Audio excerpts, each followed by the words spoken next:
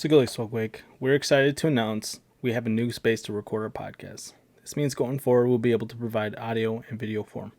This also couldn't be possible without the support from you, the listeners. It was also made possible from Diamond Heating and Cooling. They provide heating, ventilating, and air conditioning services to the Green Bay area. Give them a call for all your comfort needs. You can reach them at 920-764-2482 or find them on Facebook at Diamond Heating and Cooling. So for today, our guest is Bob Brown, who is the Oneida chief in our community. Every day he provides leadership, advocates, and helps others. He has a wealth of knowledge in the Oneida language and culture, and he continues the Onondaga traditions and values. We hope you enjoy this episode of Radiant Voices.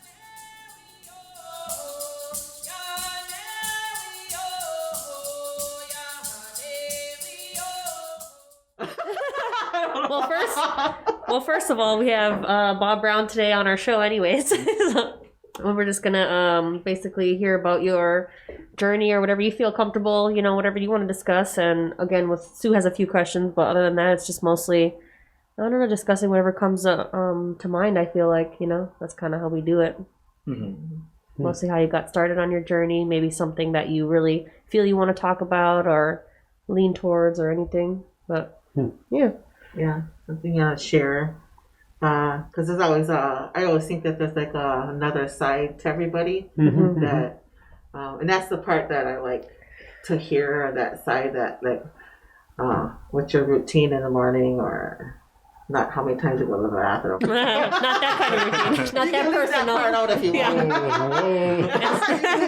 Yeah. It's personal, not that personal. But there's always I think that in a community it's nice to know other parts of people that not everyone gets to see. Right. And so I think that makes it real personable and relatable. Relatable makes us human, and a lot of times we sometimes we with community or people in general, we get a view on one side or one look and think we have our own thoughts, our own what your role is or anybody's roles, and then we stick to that in our heads.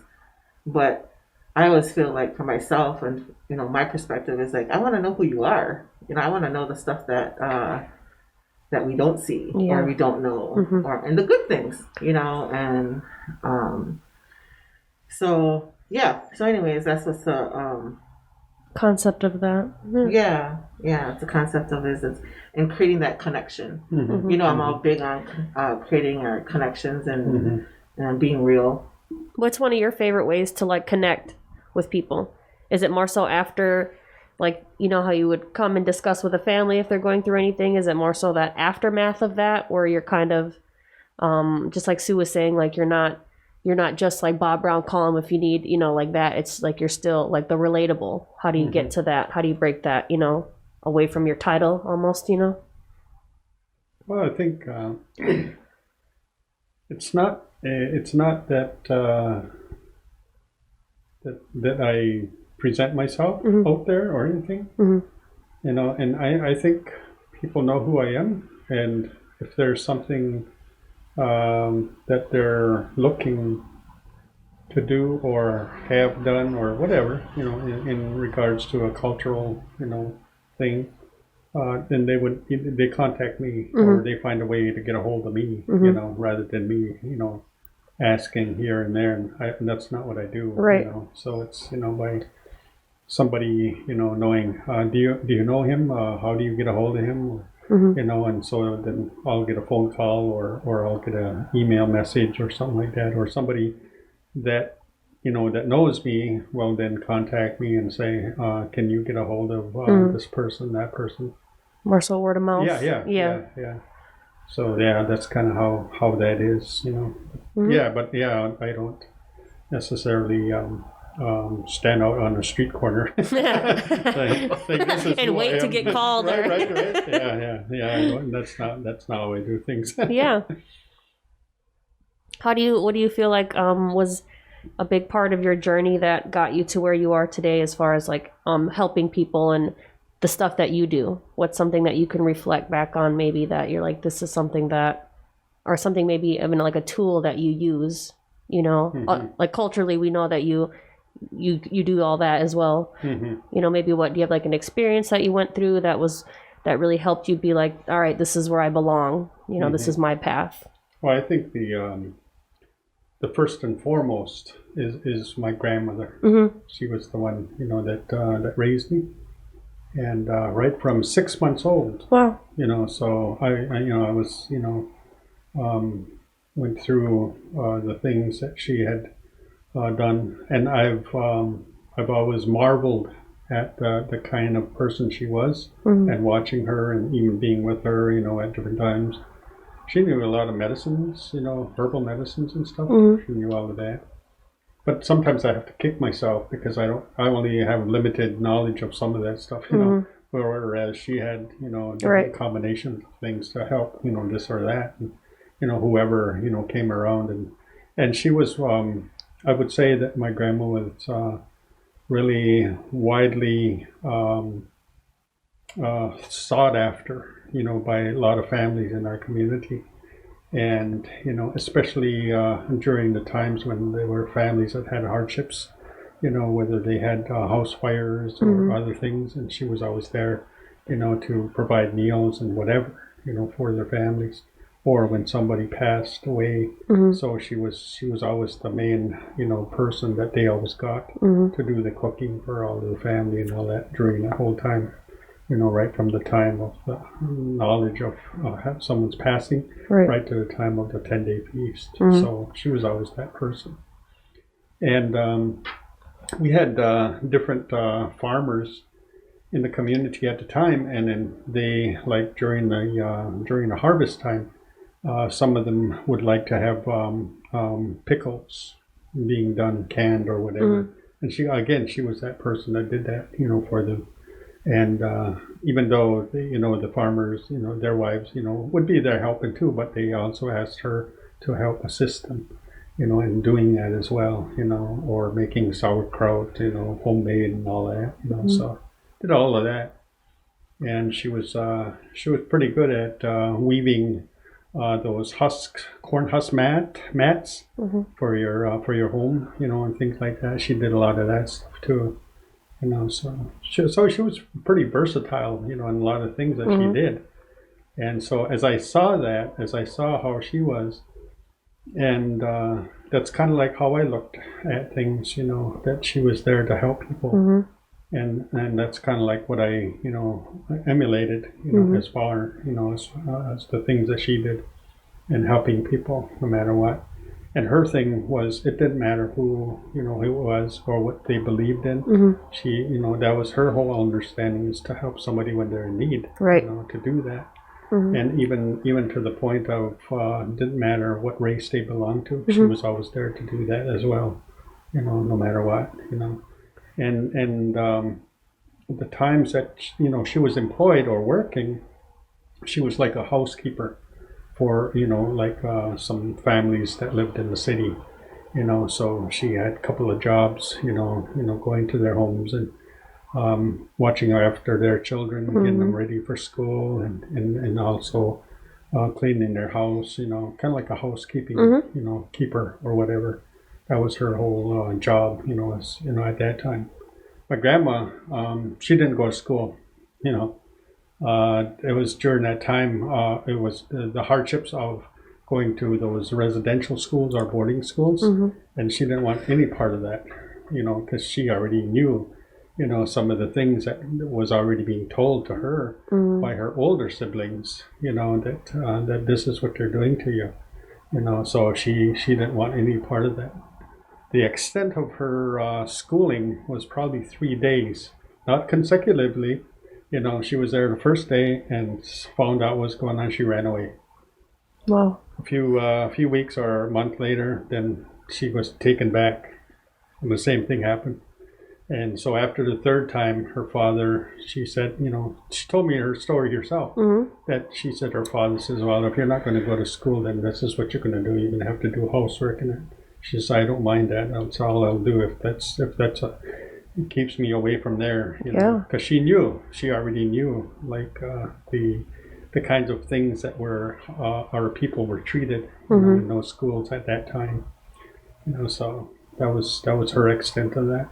But even though she had that, she had experienced that, or didn't want to have that experience, but she made us go to school. Yeah. But then that was a reason for that too, though, because now the government was clamping down on anybody. You miss so many days, then they're going to have the authorities come after you, and so that's what she was afraid of. She didn't want them to come in and start taking us away from them. And then otherwise, then if that happened, then we'd end up being adopted out into some family, far away. Separated. Yeah. And so she never wanted that to happen either. So that's why she made it a point that we, go to school. So we did reluctantly. Right. Do you know anybody else that got taken away? There was some. Well, I say that because that's what happened to a couple of my cousins, older ones, where their parents, didn't allow them to go to school, but because they had to, it was kind of like government ordered or whatever, that every kid at a certain age had to be in school. If they weren't, then they'd come in, and then they would start taking them from them, and that's what happened to a couple of my cousins. They were taken away, and then they eventually, no matter how much they fought the system of it, and again, back at that time, a lot of our people didn't really know and understand, that kind of thing, that system of, outside of their own community, so they didn't know what they had to do or what could be done, as far as the law or whatever, so it was like they made the laws, and so they controlled it, in that sense. So yeah, there was a couple of them that they were out there, they end up being in foster homes at first, and then later on being adopted out, and some of them were even taken out from the area, far away, in other places.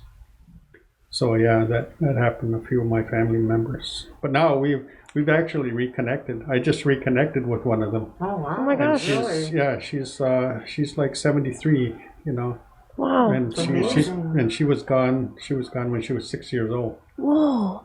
So that's what happened. How did that rekindle? How? It was really good. I mean, we just cried. Yeah, I can imagine. Yeah, I can imagine. Just happy and being able to, and then telling the stories that I'm saying, of our grandma, because it wasn't her. It was to her parents. Yep. And so it was what happened with them.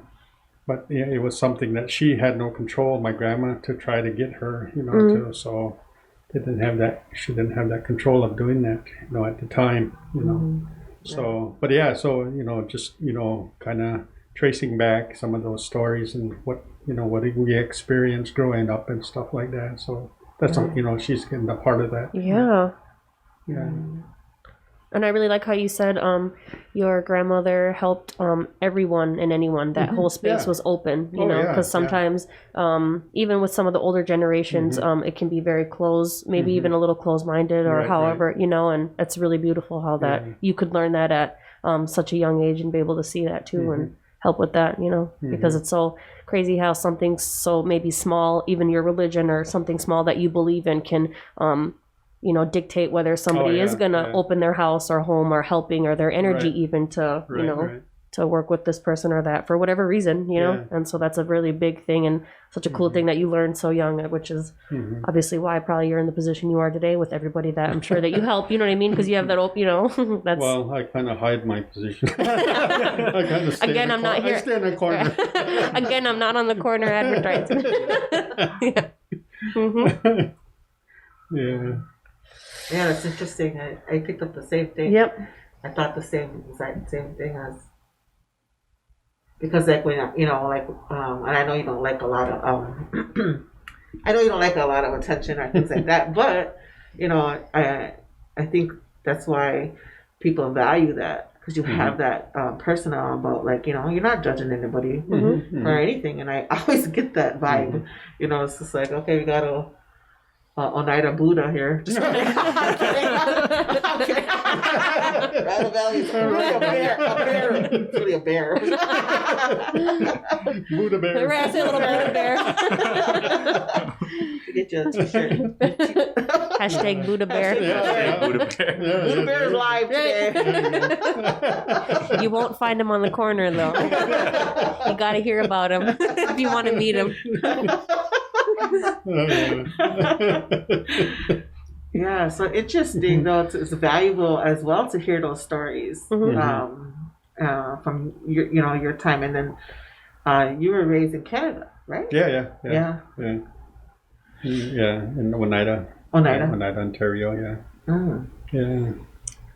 But then the thing is that, like, even right up until that point, I've always had, after that, sort of like this I don't know what you want to call it, trauma. There was some trauma, with us, myself, my cousins, and, because we ended up having to be in this place that what they refer to as a sanitarium. And because we had contracted somehow or whatever, tuberculosis, TB, so, and then I was 3 years old at the time. So it was 2 years, we were in this place. I was 2 years old. My cousin was 5. So a number of us were all together, of our family members, cousins, and we're all in this place for 2 years. In this place. Wow. And so that was real traumatic, Yeah. I kind of shy away from hospital that time too, still. I bet. Right. And so, but yeah, going in there, I didn't have any understanding of English. Mm-hmm. I only knew the language because that's all what was spoken in a home. Yeah. So I didn't have any idea, and so I would say probably about 2 weeks while I was in the sanitarium, I would be tied to my bed, or whatever, or they'd even lock the door, so you couldn't go out, out of that room that they put you in the hospital or whatever room. Right. So you're in there, and like, it's hard to cry, when you can't use your hands or whatever, so you're tied up, but you're crying, so it's like, it's just crazy. So I still have that, so, I still feel that once in a while, but yeah, how confusing, huh? Yeah, it was, and confusing. And then it was always after a while it become, I wouldn't say easier, but it just almost adaptable. Yeah. You had to. Yeah. And so almost every day you get a needle. They give you a needle shot, for the TB, and then they give you pills and whatever. Well, during that 2 years I was in there, I ended up getting tonsillectomy, and I had the mumps in there, and measles in there. So you had all this stuff, during their time in there. So. Wow. So by the time you got out, then you went to school. I still kind of was still fluttering around with, learning English. Yeah. So I had other older cousins would come in, say, this is what the teacher wants you to do, and this and that. So I did that. Eventually I came to a point where, if I'm going to know English, I'm going to know it the way it should be known, I guess. I was gonna have your older cousin there telling you. Yeah. He got mad at me after a while. He started kind of saying stuff a little bit more sternly. Kind of telling me, "Don't be so stupid anymore." So yeah, it was a while after, trying to understand, more of that educational culture, or whatever. So. What was the year? What was the years in that time? Huh? The year, it was 1960. It's from 60 to 62 is when So, and then next year after 63 is when that President Kennedy got killed. Yeah. So I remember all that stuff. Wow. So yeah. But once that was a funny thing too, is that once we got home, we finally got out of that place after 2 years, and it was during the summer months. It was like in June, I think it was June or July. But once we got out of that car, we just took right off. Me and my cousin, we went running to the woods. We stayed in the woods all that time until it was, got dark time. We didn't come out nowhere. Because we think that somebody was looking for us. Yeah. Yeah. And take us away Scary. again, Wow. Yeah. It's pretty traumatic. Yeah. That's a traumatic situation. Yeah. Yeah. Yeah. It's almost like when you see when they capture an animal or whatever, a bear. Yeah. They let him go and he takes off right away. Mhm. That's how we were. Yeah, I can. Yeah, I bet. Yeah. Wow. And then where was that at school? Where were you in school? That was in Ontario. Oh, as well. okay. Yeah, it was on the reservation. We had to go across a river to the Muncie Chippewa side, and that's where they had what they call Indian day schools. Okay. It was sort of like a watered down version of what residential schools were or boarding schools, where in Indian day schools they allowed you to go back home during the day, where they didn't have you actually housed at the school itself. Right. So that was the difference. So now, apparently, there's somebody that made what they call they charge or they're taken to court these people that that organized all of that, the government actually. And it's almost like over there that reconciliation thing that they're doing in Canada, where all of those people that were in residential schools back in that time, they were being all of the churches or whoever were being sued for what they did, and so now they had to pay, as well as the government have to pay those people, and even if they're not alive any longer, so it goes to their family, their existing relatives. Yeah. Yeah. So some of them got monies back and stuff from that, but now they're doing the same thing with this Indian day school now too. So depending on the severity of your experience in there, like if it's just a level 1, what they're saying, I guess it's like $10,000 or whatever. But anything after that is a little bit more. It goes up to I think they said 200,000. Wow. So I don't know. And how do you even determine the level of severity? You know what I mean? I feel like mentally, personally, I'd be like, pretty severe. You know what I mean? Like, I'm not a level 1er, honestly. Yeah, I mean, but. Right. Yeah. Right. Yeah. And then now I just got a letter this past 2 weeks ago. Now it's also regarding that time that we stayed in that sanitarium now too. So that came up. So that they're doing that now too, because apparently that was another form of creating a traumatic experience. Yeah, absolutely. For kids back at that time. So that now that's out there. So I'm not sure what that's all about. I mean, I kind of know, but then I'm not really. How it's going to be carried out. Yeah. The details. Right. Yeah. So do you get to go to visit your homelands in that area at all? Not as much. As much because my grandma's not there no more. I got a lot of my older relatives, aunts, uncles, grandfathers, and all of them. They're not around any longer. So I mean, I got a lot of relatives, a lot of cousins. Almost over half of the reservations. Oh, is that? Yeah. Because on my father's side, I got all of this. A whole bunch of people on this side, and on my mother's side, I got all of these people on this side. So, and then. So I don't really go out there because most of my elder relatives are all gone now, passed on. So I don't get that time to go out there every once in a while, but not as often as while my grandma was still alive. Yeah. Yeah. It's interesting. Mm-hmm. Yeah, I didn't know you experienced that in your life, that trauma. It's really interesting to me. Mm-hmm. It's sad, but it's yeah. That's why I'm not on the corner. Keep me humble and at home. Yeah. Mm-hmm. So what about like Hasu had said she wants to know something like maybe your routines maybe as far as mindfulness or protection, or I know how you do when you go help people. Is there a certain thing you follow as far as maybe letting go of that energy, or cleaning off, or making sure you don't carry everything from one story to the next? Mm-hmm. Do you have anything that you do specifically, or any kind of?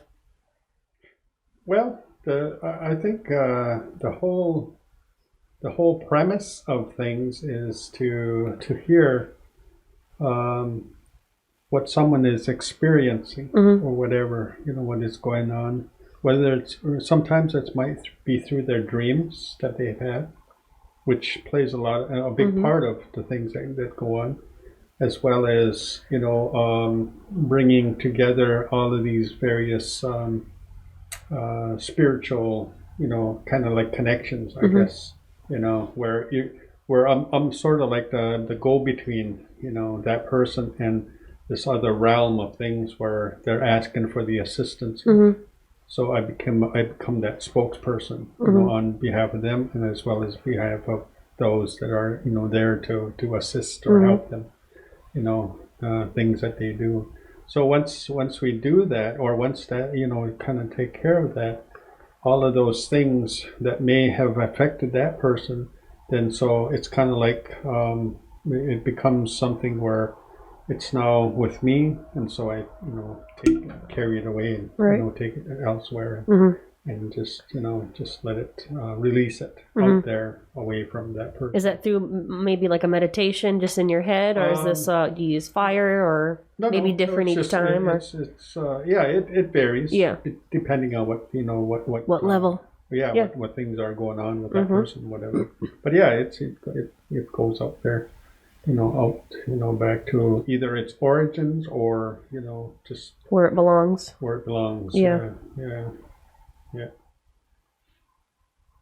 I know that can be a heavy thing if we allow it to be. For sure. Even just in our daily life, being just connected to energy and very empath like vibes of that. It's hard to. Sometimes you don't even know, like you picked up everybody's energy, even if it's at the grocery store, or if you personally went to see somebody, and then you're like, sheesh, I'm just like in a mood, and you don't even realize I was just carrying everything else of that person, Right. And it's easy to forget that in day-to-day life. I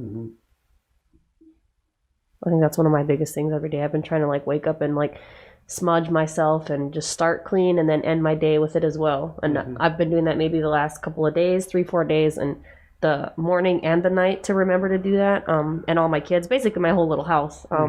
It's really made a difference, or compared to I'll be like, oh, I need to, and then I'll do it, you know what I mean, instead of just starting clean and ending fresh, Right. That definitely played a big difference in my crazy kids in my crazy life too, you know what I mean. You want to talk about draining? No, just kidding. But and one thing I think is really cool is how you can use stuff to kind of measure that now, because like I use this Whoop band that kind of measures my resting heart rate, my heart rate variability, measures my sleep and stuff. And so like when I meditate after a workout, when I stretch, when my little brother smudges the whole house, like you're able to just relax, decompress. My like recovery shoots up, skyrockets into the green. It's amazing.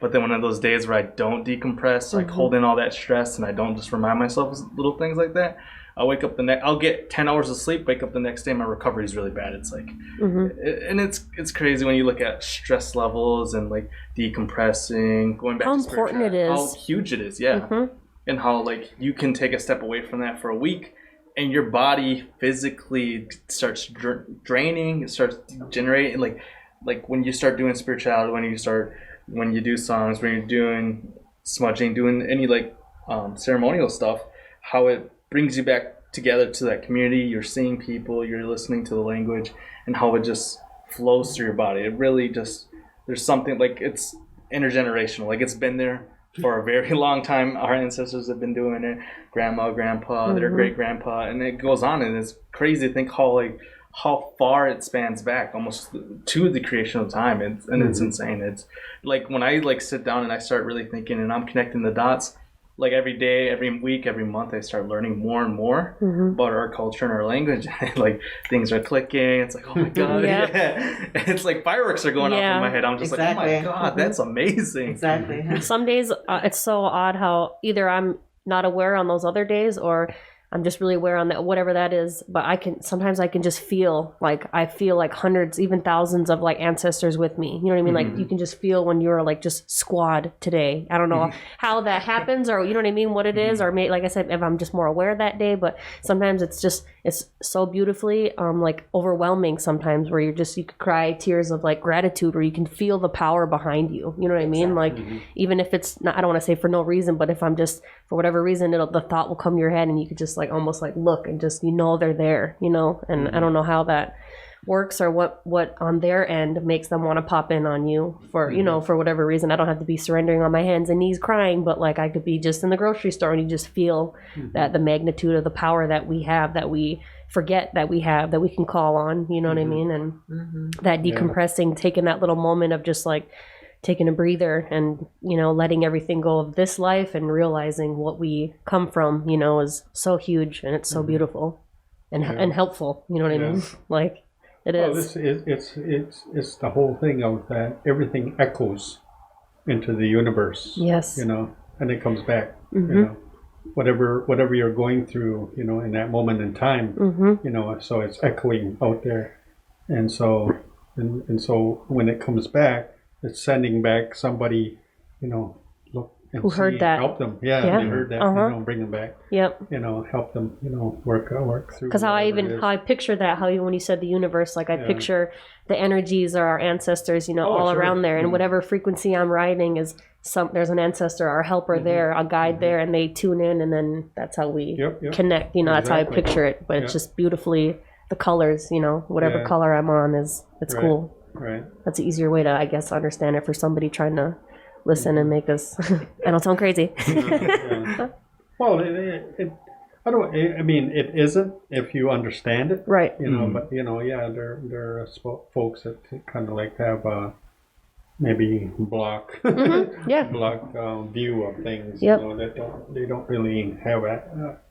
Whether they don't have that connection, or maybe it is a block where they just. That they're even unaware of. Or don't want to. Yep. That too. It's one or the other. Either you want the switch on or off, and that can rock a foundation, or you just are unaware of how to get that to work, Right. It's pretty two paths that are both, either one of those, you get that cracked open and, you know what I mean?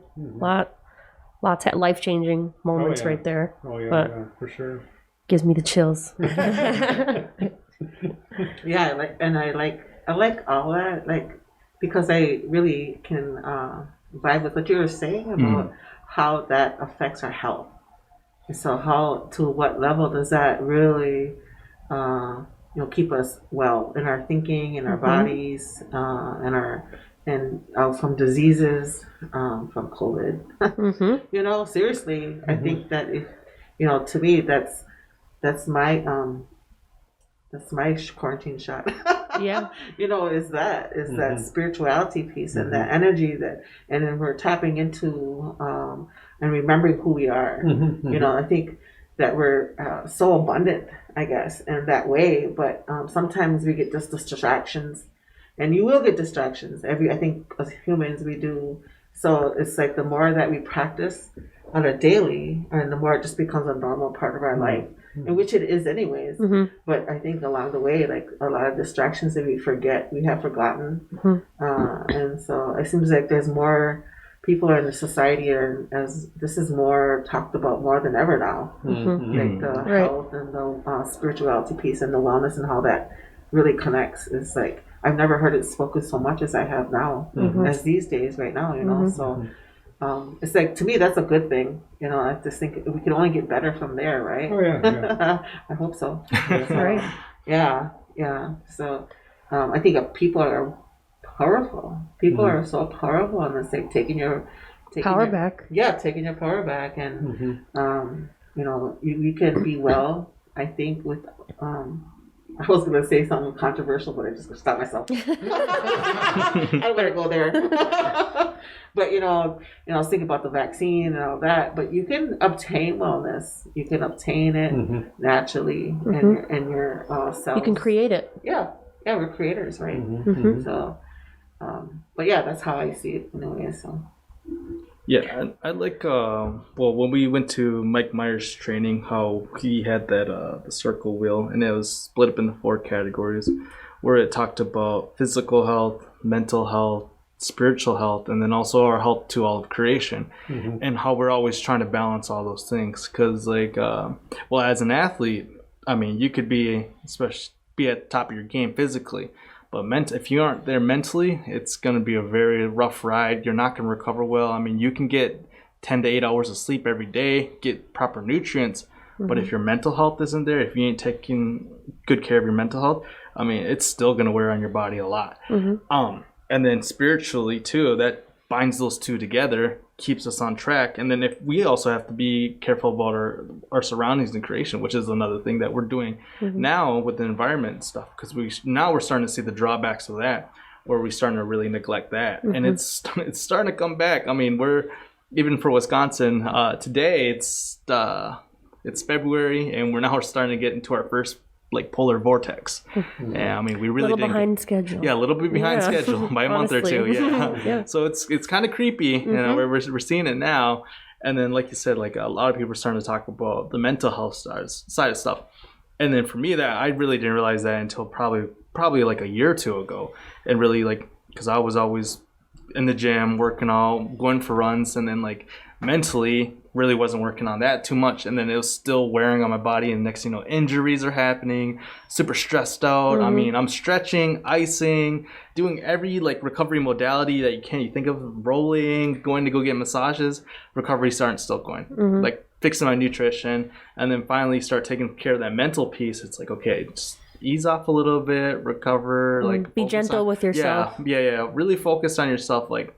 You're trying to do all these outside stuff, you're not even worrying about the inside. And then eventually, after a few months, I mean, a strained elbow started going away, pulled hamstrings, really bad ankle injuries, it started slowly coming back. And it's my training was still staying the same, my nutrition was still going good. It's just the only thing that was the missing piece was that mentality, mentally, and then also coming back spiritually too, because started going back around the community, doing other things, going back to the longhouse, doing stuff that I kind of all got disconnected from when I went to school.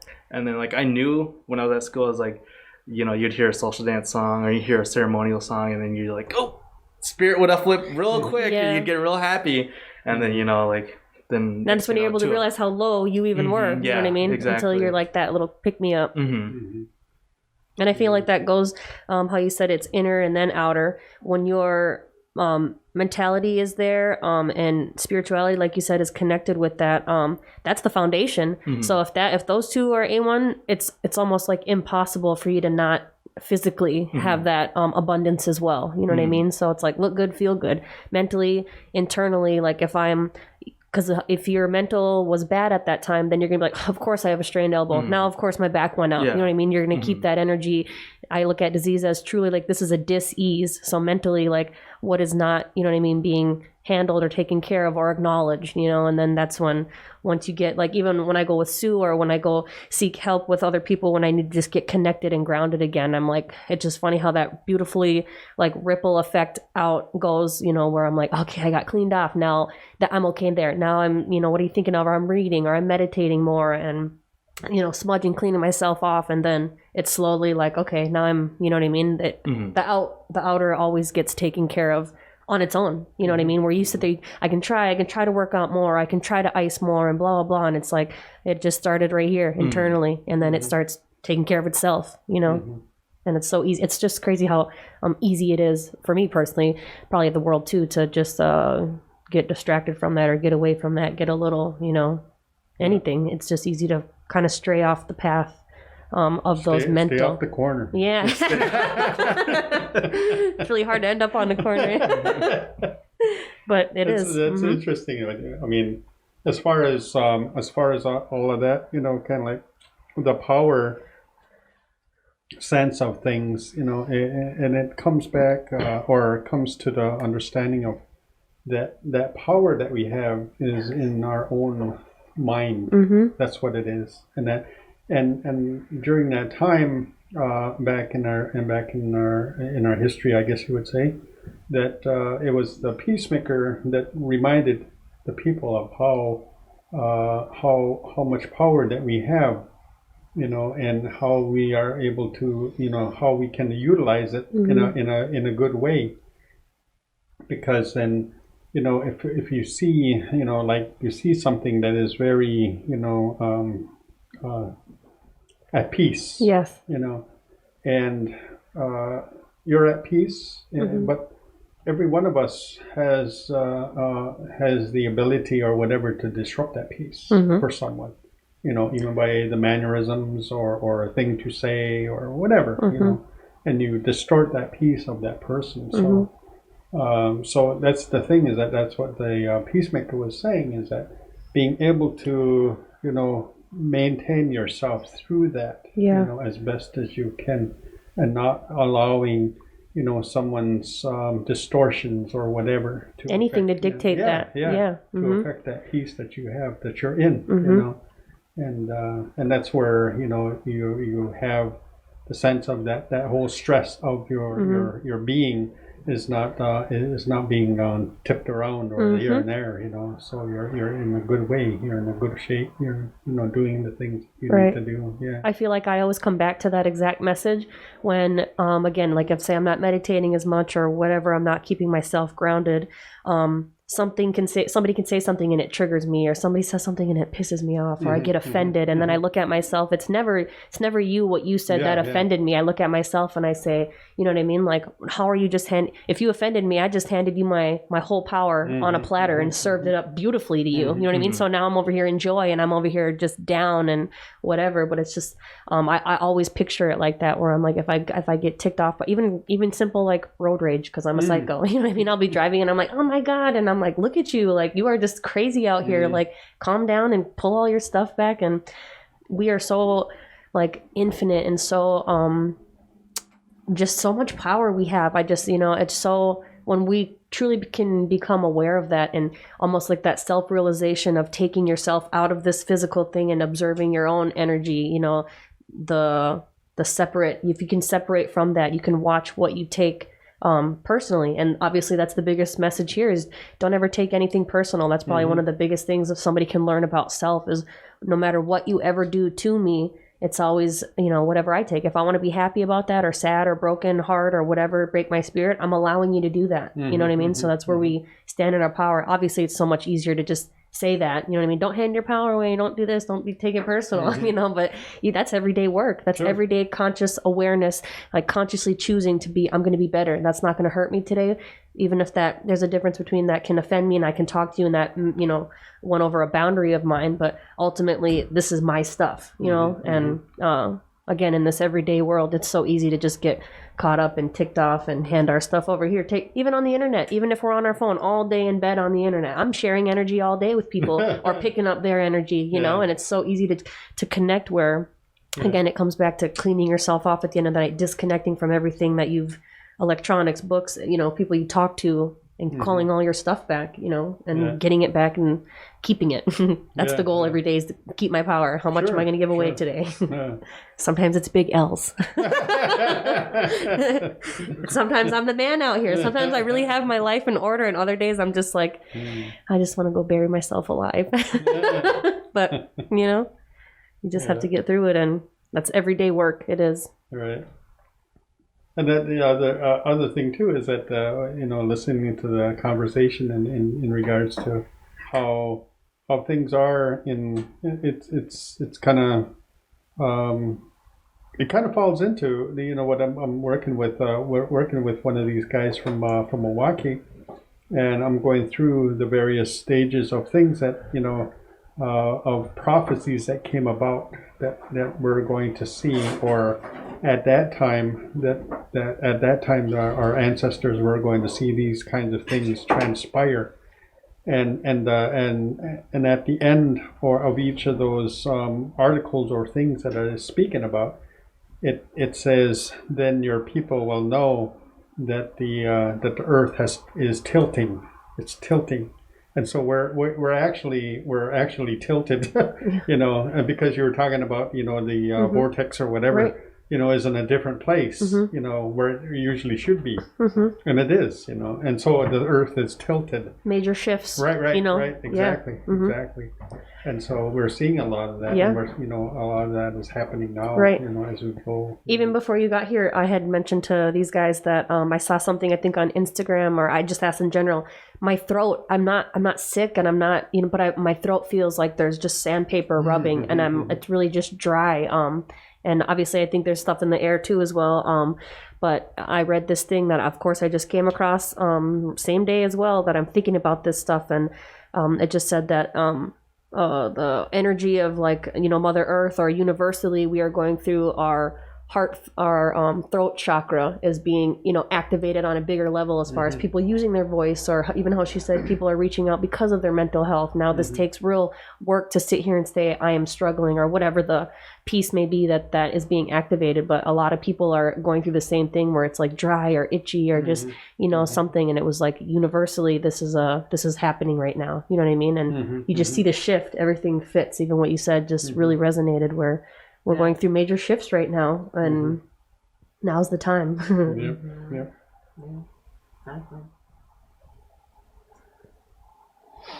It's interesting. I just like listening to all that, because it just takes me. It's like just takes me with my thoughts about how everything is connected. So huge, and sometimes I feel like I'm an ant, small. Yeah. Sometimes I feel like, I think, like, even this morning, because I usually meditate, or if you want to call that meditate, or kind of just drift off and think about the world and things like that. So how big everything is. Like, when I'm doing that, I think about, when you talk about that level of the our Mother Earth is tilting, and our helpers, and our cosmic helpers, and things like that, and connecting with her and stuff. And so it's like I feel like I'm just a real small ant. So that's what I thought of this morning before I came in, and I was getting ready, and my thoughts are like that. So I was like, then I was thinking also that that just shows you, though, how powerful. It don't matter the size either. It's like, if you would have that good intention, you can make a difference. And then if you have a lot of ants, they can do a lot of work, make a huge difference. They can make things happen that you can't even imagine. So those kind of just my thinking about to the on a positive, that how powerful we really are, Right. As a people, and we need, and then just to keep voicing that, and not out of ego, but just a reminder. Right. We need.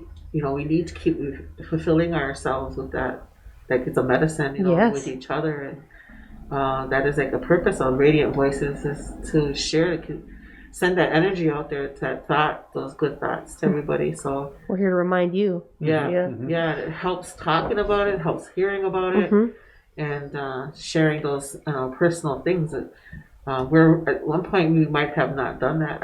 Even probably 2 years ago, I probably would have not shared that thought, or not even think nothing of it, even having too much. But I think it's, as I get a little bit older, I said little bit. Or I think that's like a big lesson that even came from COVID. More so, the bigger picture of that is be more intentional. Whatever you're gonna, like, now you're truly being confined. Now the world is changing. Now your whole foundation might be a little rocky right now, even, but be intentional. Whatever you do, you know what I mean. Are we gonna intentionally focus on my health and my well-being, because this is my thing, or my job, my school, whatever it is? Even I personally, I wouldn't know, obviously, and I would hope that I would be wrong, but I don't know if we would have started this podcast if it weren't for COVID. You know what I mean? How all these little things, I know you said you want to do this for years, but would this have been your year? Do you think that you would have just started it? You know what I mean? Without I this? never did it. without this happening, you know, it's just a thing. Didn't meet Byron. Right. Yeah. So just You know? even how you said everybody's connected, the smallest little connections, that stuff just makes its way back to you with that intention, with that energy being put out. It's just so magical to me. I'd love to talk about that. I love to hear about that. How just a simple run in with somebody can, I know that person from this, and networking, and you know what I mean? Like this just came, our podcast came together so fast and so smooth, you know, but we're here to help each other as well as whoever's listening, and you know what I mean? And then as well as bringing people like you on, pulling you off the corner, you know, to come in and talk to us. It's just, it's that voicing that out into the universe. Yeah. Again, it comes back, you know, echoes back, you know, even just the thought of it, you know, whether it's voicing it or even thinking it. Yep. You know, it's out there. Because I can say with right now with how COVID, when I started, we're looking at almost about a year ago was when it schools closed almost. I remember it was like my son's birthday. It was like in March. So to think of when the world started changing like that, I went through a really hard time personally, you know, with my whole life and everything. The only thing I remember literally praying for was just I prayed so hard to just keep my heart open, keep it open so that you can help me, or everybody can help me heal so that I can heal others. That was literally like my intention, my prayer. It wasn't, I want it to be okay, I want this, blah, blah, blah. I just truly prayed for my own heart to be open still so that when it heals, because I trusted that it would with my work and intention, that I wanted to help heal others. And then, you know what I mean? Look at that. I went through probably the worst time of my life. And then here I am able, because of that prayer, days at a time, I'm here to be able to talk about it and help. You know what I mean? Like, I have nothing but to thank for that really rough experience, you know, because that grew me, but it taught me to literally just, the word intention is the only thing that just keeps coming to mind. You know, like I said, that was my goal. Like, I'm not going to be bitter, mad, hurt. I'm not going to let this take me down. You know, I'm going to grow from this, and I'm going to tell everybody my story, and I'm going to help everybody, you know, and it's so cool that that came right back to me. And this is literally almost a year later. You know what I mean? This is almost I'm like 2 weeks ahead of schedule, you know? So it came back to me, Awesome. you know? It's like when we're having conversations, I guess the last few years, and so in my past job, working in cultural wellness, I feel like I have gotten, like everything that's we talk about always goes back to our creation story. Everything that is like, it's amazing how deep that is. And I didn't know how or understand the depth, seriously, the depth of that, of who we are, you know, and I'm just until you started working there. Yeah, what your job? Well, I did to some degree already, because it's already in me, and I've already, you know, had some. I've, you know, I mean, already done your own thing. I've had some, but I got another level of clarity, I guess, and more details and more understanding, and it was like huge connections for me for the work that I already do, and so it just like connected the dots, even at a deeper level, I guess, and so. Like even when we're speaking or when I'm hearing and listening here, that's all I keep seeing is these. It goes back to who we are, and understanding. It's in our. We can't. I don't even know how to explain that depth, that deepness. I can't explain it. It's just is. I guess you know, and but 2 or 3 years ago before that. It wasn't like that for me. I knew it was a part there, but not fully. So now to me, it's like, it gives me a really deep rooted groundedness and understanding of, and to continue to share that and heal our earth, our health, and with our minds and with our thoughts, and how, I guess, deeply that really is, are vital, because that is who we are. Right. It's like it comes back, you know. Even sharing that clarity, you know what I mean? Helping other people get to that clarity that you got to. You know? Yeah. Right. Yes, exactly. So it's like we're feeding ourselves, but we're also feeding our grandmother, our earth, and so. It just, I got chills, you know, just thinking about it, and how I came how much deep that is, understanding. And so there's nothing but love there. Yeah. Love and kindness, and you can't, it's hard to explain. It's, This is like even the ancestors or that power that the creation story, it's so much love there that it's like almost overwhelming, like of tears of joy. You know what I mean? You could just cry just like of gratitude, of just like it's such beautiful awareness and help there that it goes right back to that. You know what I mean? To find something and to have a root right there to just get to is so cool, you know? Yeah. And I want everyone to feel that. Yeah, I agree. You know, I agree. want everyone to get that or if they want it, you know, I can't force it, but I wish I could force it. Check this out. Be happy. It's okay. Trust me. Yeah. And even to the other side of that, if we don't have that diversity, I didn't get to this place of not having diversity, of not going through those disruptions. I couldn't get here without that, and equally being thankful for both. Right. You know, Oh yeah. Yep.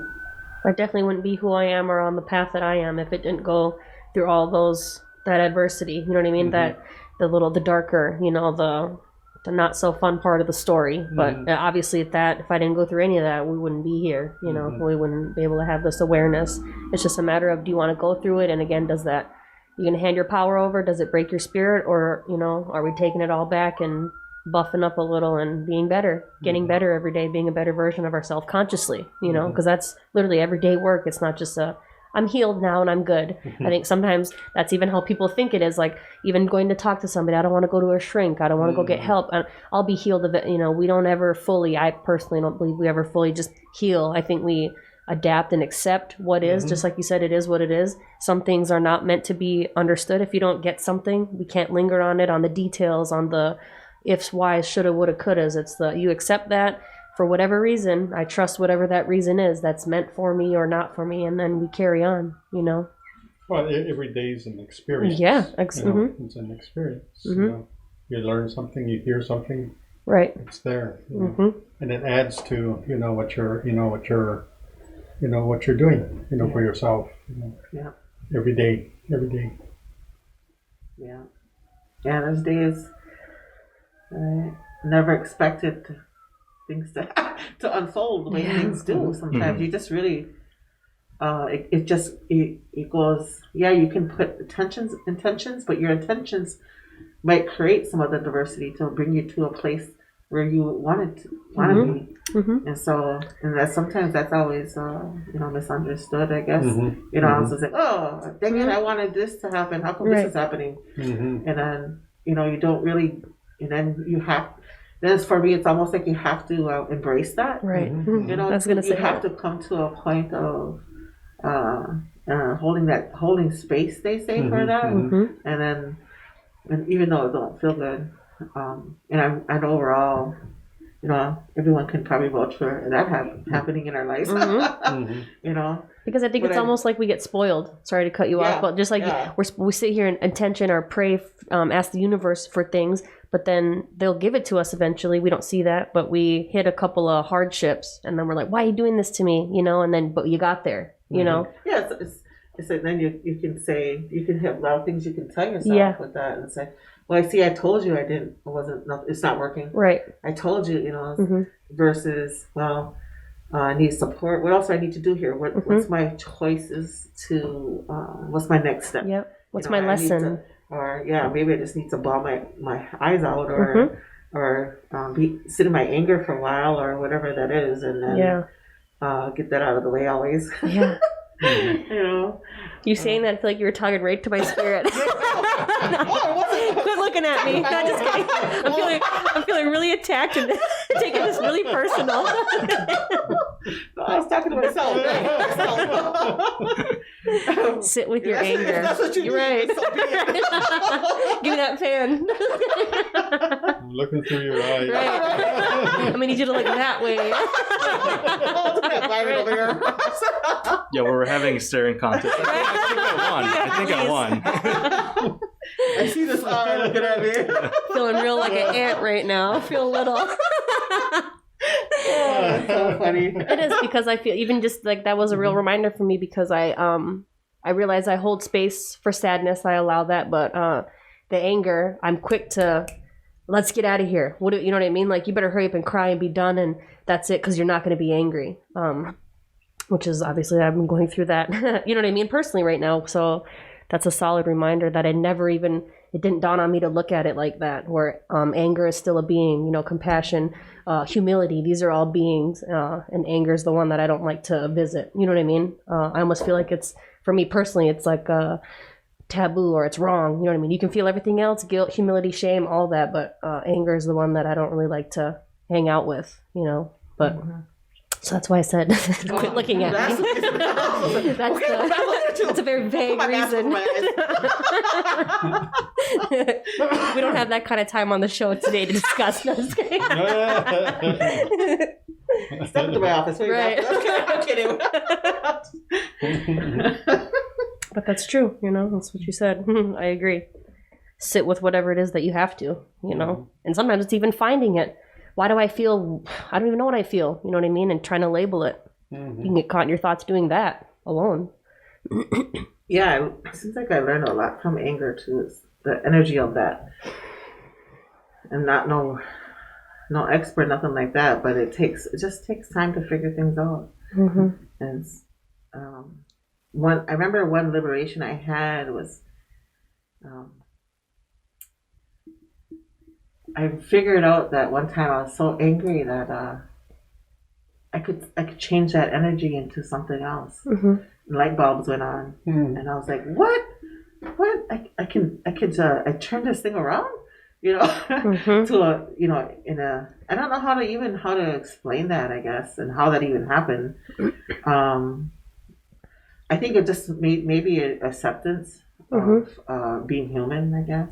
Unfortunately, just kidding. Right. No, but you know, just the acceptance of that's who we are, and grasping onto that, and then feeling that pain of that, of even that, you know, and being scared to be angry because anger means this or that to us personally. What does that? Society says. Yeah, what does that mean to you? You know, personally, even what does that mean? And looking at all that, and I think I'm so habitual about self-awareness that that is sometimes sickening, because you know, and you can't beat yourself up, right, you know, about who you are. So it's like you have to look at it some kind of way, right? You know, figure that out, figure yourself, take that time, and I think that's what happened. And then all of a sudden, all these ideals were coming, and so when I opened that door, so to speak, when you open that door, what else comes in is all these different ideas. Then when you could be okay with that, you can be okay with that anger, right?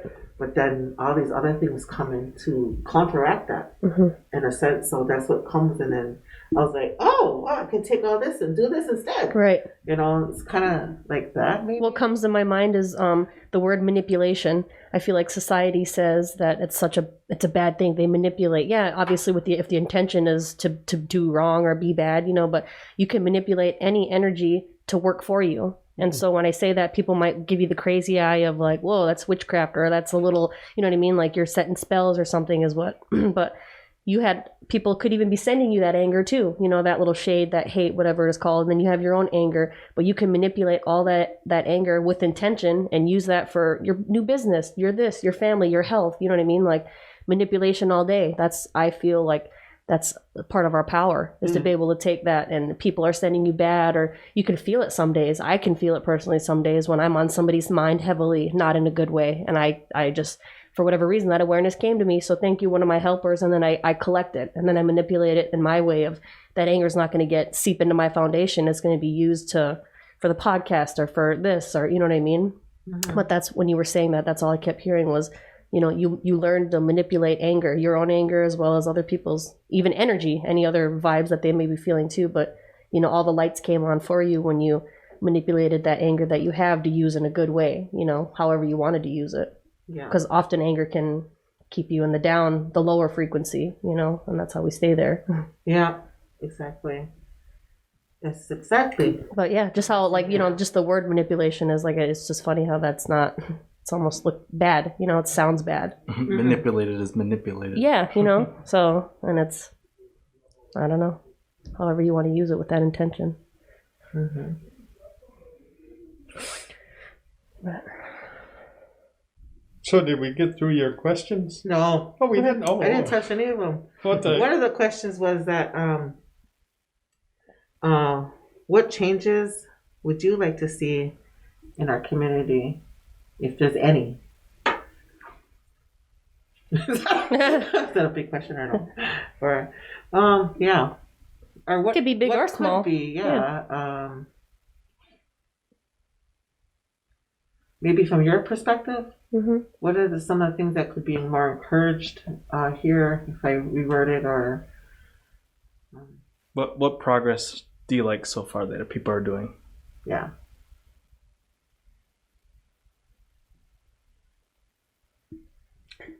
I think we talked about that a few weeks ago when Sonny and I were doing the thing on the ceremonies and things like that, and what always seems to, I guess what comes to my mind always, you know, kind of like how I can see a lot of the young people, you know, like yourself and others, you know, yourself and all of you younger ones, you know, that, you know, you're able to, you know, harness the things that you feel that's important to you, and be able to follow through with it and do the things that you're doing. And that's what I see. For me, you know, when I was young, growing up, we always couldn't do that because then, you know, I always had some sort of authority, you know, or some sort of, you know, block, you know, that would, obstacle that would get in your way. You can't do that, you can't do this, you know, this and that, whatever, you know, and then if you do, then you have consequences, you know, no matter what, you know, if you were speaking out of some certain things or whatever, if you had a voice in that concerning, you know, that situation or that moment or whatever, but there was always somebody that would, you know, tell you can't do that, you know. So, but the way it is now, it's there's that shift where, you know, you can see a lot of the young people that are saying they have this thought in their mind of what they want to do, and so they say it and they do it, and it's going on, you know, it's happening, and I guess that's what I see, you know, that's.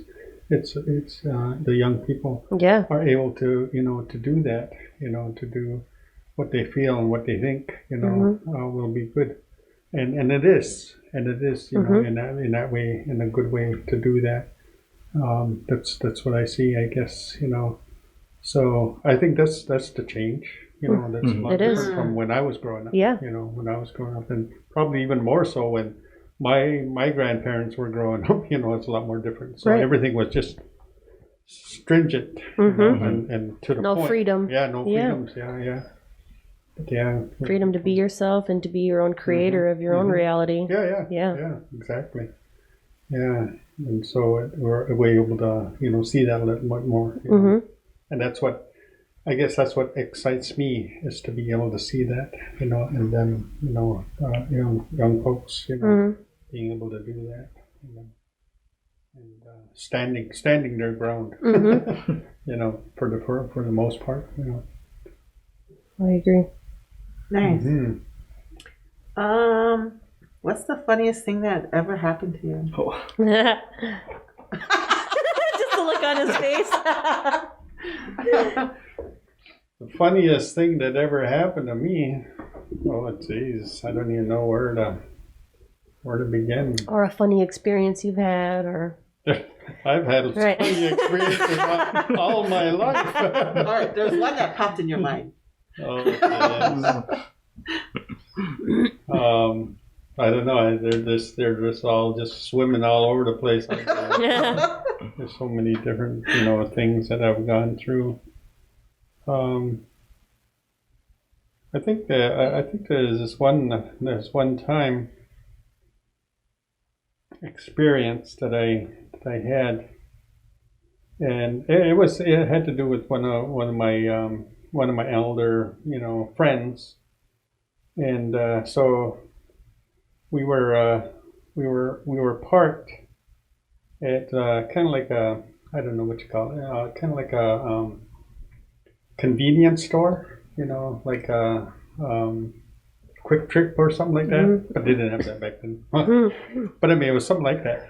And so we're parked there, and he went inside to get, he smoked a pipe, so he went to get some more pipe tobacco for his pipe. So he goes in there, and he's like in his 70s, this guy, at that time, it seemed old. Well, I'm getting closer. But anyway, so anyway, he goes in there and gets his pipe tobacco, and then he comes back out. And what happens while we're sitting there, where we see him come out. We see him come out, and he goes past us. What the heck?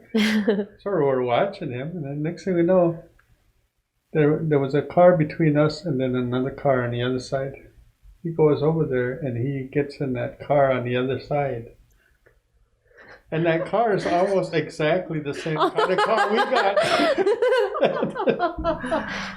Just watch him get in the wrong car. Yeah, we're just watching him. It was like, what? That's what he's doing over there. And so my friend, it was his dad anyway. So my friend gets out and he goes over there, and he kind of like, "What are you doing in there?" And he's looking up at him. He was like, "Well, I'm ready to go. Aren't you going?" Well, yeah, but you're in the wrong car.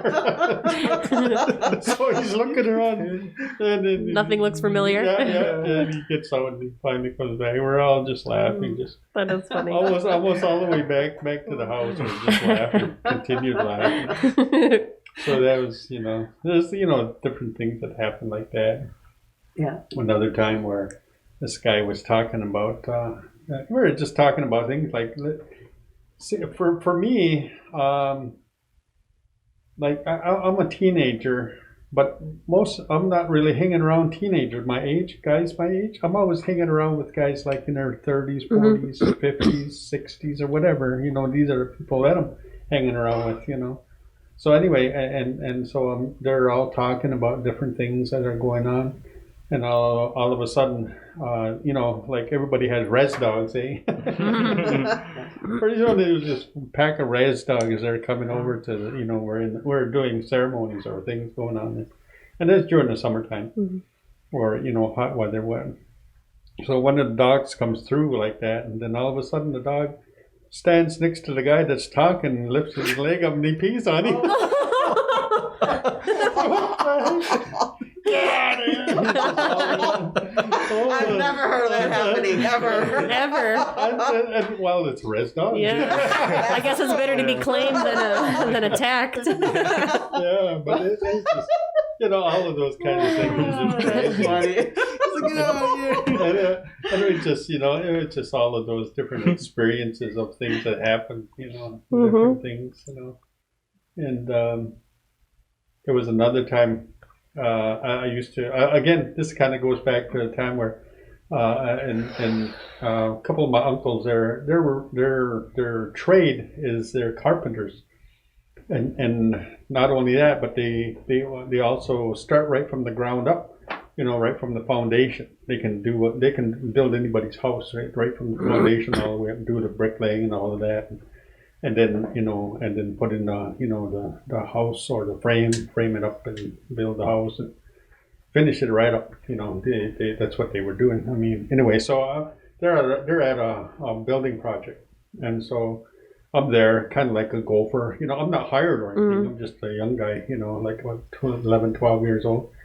And so I'm there helping them, getting the water, getting the coffee, do whatever, cut this, cut that, So I'm kind of learning as well, from them, their trade and stuff like that, So they're telling me different things, about this or that, and and measurements of this and that.